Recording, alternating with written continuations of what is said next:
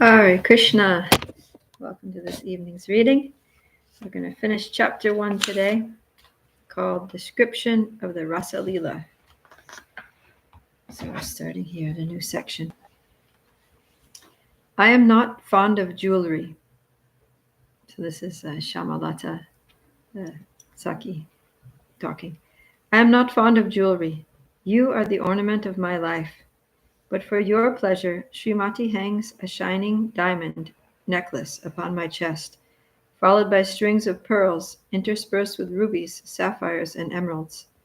The silk tassels which tie these necklaces hang on my back one after another, like steps from your waist to your snake-like braid, chimes Neela. Like steps from your waist to your snake-like braid. With a wreath of 9 jewels, Srimati continues to tie golden armlets on my arms. She then places many artfully fashioned sapphire bangles, a pair of golden bracelets studded with pearls, and a pair of bright golden amulets with strings of jewels on my wrists. As I shake my hands slightly, they make a melodious sound. Rana, rana, rana. Rana, rana, rana. That was the congregational sound of the gopis' bracelets as they sang to petition you. Their sweet singing, their artful clapping, and the sound of their bracelets decorated the silence of the night. Rana, rana, rana. And what beautiful poetry they composed that evening. Goddess Saraswati must have sung through the gopis' lotus mouths. Even in the assembly hall of Lord Brahma, such rhyme, composition, and emotion are rarely heard. In childhood, my father insisted I learn the art of poetic composition. Verses such as Tavakatamritam tapta jivanam kavibir iditam kalmashapaham Shravanamangalam Srimadatatam Bhuvi Grinantiye Bhuridajana sounded like the agreeable ringing of chimes, sweet, melodic, and full of perfect rhythm. The meter of these verses was extraordinary. The first and 7th syllable of each line began with the same consonant, as did the 2nd syllable of all 4 lines. Oh, I feel like chanting that Prema Sankirtan once again. So the 1st and 7th syllable of each line, and the 2nd syllable of all 4 lines. Tava, Jiva, Kavi. Suratavardhanam Shokanashanam Swarita Venuna Sushtuchumbitam Itararagavi Smaranam Nrinam Vitaraviranaste Daramritam. Friends, what kind of never before heard song is that? Asked Neela. It sounds like a mine of loving nectar. Oh, I spoke aloud by mistake. How careless of me. Blushing and with lowered eyes, evading my girlfriend's knowing glances, I reply, Please complete my dressing so that I may go. Soon Radhika will go to Nandagram to cook your breakfast. Before she does, I must see her. That will complete my morning duties. As beautiful as they were, the gopi songs were filled with the sorrow of separation. When the revelation of our hearts came to an end, we could no longer restrain our tears. So eager we were to see you that we cried aloud like abandoned children. O you who bewilder my mind, what finally induced you to reappear? Could you no longer tolerate the sound of our crying? Did the deluge of our tears flush you out like a holed snake? Was some purpose of yours now decisively met? Some know, others only guess. But by the vision of your incomparable features, our sorrow was immediately destroyed. Your forest flower garland, golden yellow garments, and honey-sweet smile shattered your devotees' false pride. Jai, Jai. O Krishna, when the gopis saw you, whose form destroys all fear, they immediately stood up. Out of affection, their eyes bloomed wide, and their bodies blossomed with youthful beauty. Chandravali was beside herself with happiness. Holding your hand in her joined palms, she decorated you with timid glances from the corners of her eyes. She has such beautiful eyelashes. When Shama placed your sandal-anointed arm upon her shoulder, all the pain in her heart disappeared. O Krishna, I know you tolerated such liberties because of her affection for Radha. But slender Shaibya was timid.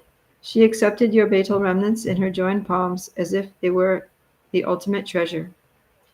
As were all the gopis, Padma was burning in the fire of love. To diminish its heat, she placed your lotus feet on her heart. Oh, what good fortune did these daughters of Raj inherit! In their happiness, Chandravali and other submissive gopis went forward to meet you, but the gopis, led by Sri Radhika, waited for you to come to them. Radharani was fuming at your neglect, and I thought she would reprimand you thoroughly. Instead, she bit her lips and stared at you with crooked eyebrows. Priyatama, did she wound you with her harsh glance? Of all of us, Sri Radha received you with the greatest love. Hari, is that not so? She is adorned with unparalleled beauty and innumerable charms. Among the gopis, she stands out like a mountain island in the ocean. How sweetly Vishaka looked upon your lotus face with unblinking eyes. Even after deeply relishing its sweetness, she did not feel satisfied. Was she not like a mystic yogi who is never satiated when meditating upon Lord Narayan's lotus feet? Actually, that cannot be so. My analogy cannot stand. The ecstasy of the gopis far surpasses the happiness of yogis who meditate upon the Lord's lotus feet. Greater than a yogi meditating upon the Supreme, Lalita appeared to capture you through the aperture of her eyes. Vanamali, did she not draw you to her heart and continually embrace you from within? At least outwardly she appeared to be immersed in great transcendental ecstasy. Her eyes were constantly closed, and her bodily hairs stood on end. And of course, Bhadra, she is so sweet. She's second only to Chandravali among gentle-mannered gopis. I was not even aware of her approaching you. What to speak of the billions of other fair-faced, lotus-eyed, well-proportioned gopis present that night. They are all glorious, for they are yours. But Hari, I know that those who consider you theirs are most favored by you. Only your obsession to be possessed by love outweighs your desire to possess others. You are so dear. Keshava, all of us relish the highest pleasure in the festival of your company. Indeed, encircled by us, you appeared like the Supersoul accompanied by his potencies. Finally, again you were ours. How romantic was that autumn night! Upon her shore, Yamuna Devi had scattered soft, fragrant sand as an ideal sitting place. Like a chorus of Cupid, a gentle breeze, bearing the fragrance of kunda and mandara flowers, attracted bumblebees. The autumn moon lit up the forest, the waters of the Kalindi, and our happy assembly. We arranged our fragrant and colorful shawls as a sitting place. Rama, when you took your place in our midst, you appeared like a reservoir of beauty for the three worlds. Did your soft effulgence not steal the pride of the moon? I thought that king of stars would wilt in the sky or hide in shame within the Yamuna. Your presence among the gopis quickly kindled the flame of amorous desires. O beautiful one, you can ignite lusty desires even within stones. Who can resist your sweetness and beauty? Krishna, our heart's desires were fulfilled.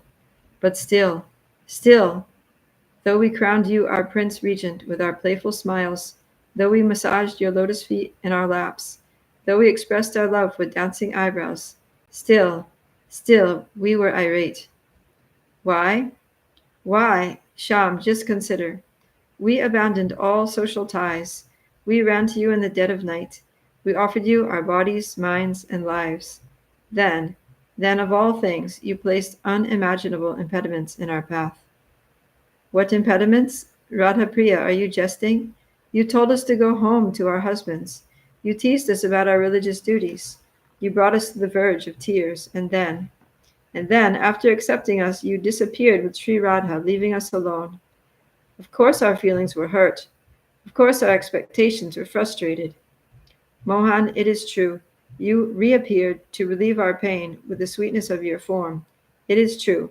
You offered us the service of massaging your lotus feet. True. Nonetheless, our hearts were still smoking. Yes, smoking. From what? From the fire you lit with your callous words, unresponsive manner, and painful separation. What could we do? We are human after all. Therefore we expressed our latent anger through our contracted eyebrows and apprehensive glances. There, beneath the silver moon, who witnessed your heartlessness and our suffering, we sat you upon the royal seat of our veils. You always sit in the throne of our hearts, but the parasol of our anger now covered that throne. That is the justifiable fact. Hmm. Oh, I did not notice my dressing was complete. I look at the many rings set on my toes and the ornate golden ankle bells shining with effulgence.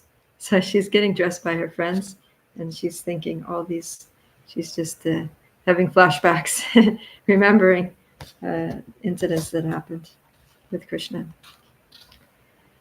Friend, we are finished, says Srimati. These ankle bells will teach the swans in the Yamuna to coo and will drive away the swans of patience in Govinda's heart. Look, says Neela, holding the mirror at a distance. Just see how we have decorated you. I see my reflection from head to toe. Yes, now this body is fit to give joy to your eyes. Oh, somehow I must meet you. Then the hard labor of these girls will be successful. Should their efforts be like water on sand? Friends, I say smiling, you really know how to make Krishna enjoy. I cannot imagine how he will feel when he sees this extraordinary beauty you have orchestrated. Everything will be wasted if my hero cannot enjoy all of this. Now I must go to see Sri Radha so that my heart and senses can be purified. By her grace, this day will be successful. Let us go. Rising from my seat, I walk down the flight of stairs and out the door. Neither my husband nor mother-in-law notice. Through the crisp morning shadows, I make my way down the lanes of Yavat. No one in sight.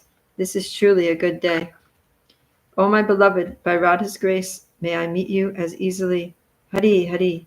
By the mercy of Radha, may I understand your love for the gopis. And by the mercy of the gopis, may you understand the nature of their love. May you one day bless the world with Radha's love. Govinda, Gopal, it is after all love that is to be tasted. Here is the gate to that Abhimanyu's house. What a creature! As you dispose of demons intruding upon Braj, can you not do something about this beast? Always angry, he is a continual source of distress for Radhika. What a pity. The lock is open. I press on the ornate gate and cross the threshold. That sweet girl Tulsi is sweeping the courtyard. She is such a precious thing. Which gopi loves Radha as much as she? The smell of aromatic incense descends from the open window above. I hear the sound of chattering voices. Radhika will begin her bath soon, and then her dressing. Oh, here is Rupa at the door. I will ask her to convey to Sri Radha my desire to see her and dip into the ocean of her love. That bath will complete my morning duties. Oh, Rupa, what a lovely girl. Just stroking her face fills me with ecstasy. May you always serve Sri Radhika in unlimited bliss. Please inform your mistress that I have come to see her. Hari, Hari, go, quickly. Navasaki, so I passed the early morning, finally arriving in Radhika's chambers. I was burning with the intense desire to know the mysteries of love. Sri Radha had just risen and was sitting upon a jeweled sofa. Lalita and Vishaka and other girlfriends were laughing and joking with her. For those who are members of her own group, or friends like me who are equally disposed to both her and her beloved, meeting with her is a shower of nectar for the wheat of our joy. When I entered, Radhika, who is beauty personified, embraced me and offered me a seat. She said, Shamalata, just as I was thinking of you, you came before my eyes. This arrangement of fate indicates an auspicious day. Gandharvika was about to bathe, and the time was short. With an open heart, free from inhibition, I said, Radhe, by your audience alone, today has gained good fortune. The golden rays of the rising sun are now kindly distributing that fortune throughout Vraj. Radhika could see my heart's desire radiating through my face. As she smiled, I spoke. Dearest, last night Hari replied to our questions about love. I desire to know more of this and beg your mercy. Pleased by my question, her eyes decorated with tears, Gauri cast a glance around her friends and paused for a moment. Then she said, Friend, you are the personification of love for Hari. You live in Vraj, where everything is a manifestation of his love. Look within your heart. Inquire from the inhabitants of Vrindavan. Surely all your questions will be answered. Tonight we will meet, and I shall come to know how fate has smiled upon you. Radha caressed my face and embraced me. As I left for my morning duties, she walked into her bathing room. My heart was beating from excitement. The words, surely all your questions will be answered, were her blessing. I walked into the morning sunshine.